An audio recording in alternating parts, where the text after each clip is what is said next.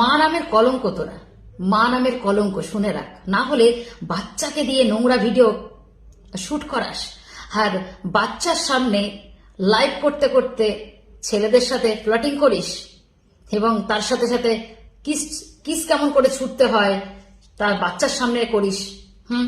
তার থেকে বড় কথা হচ্ছে, আবার অনেকে তো বাচ্চাগুলোকে নিয়ে বেশ ক্যামেরার সামনে এসে নোংরামি করিস।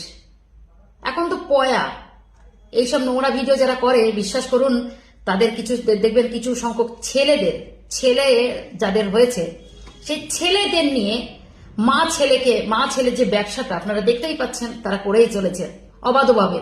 আর কি সুন্দর সাপোর্ট, বলি আপনাদের একটু বিবেকে লাগে না? আমি জানি এটাও জানি আপনারা অনেক তাদেরকে কমেন্ট করেন, বাজে বাজে কমেন্ট, কিন্তু কেন সেখানে যাবেন, করবেন? ভালো ভিডিও করলে সেখানে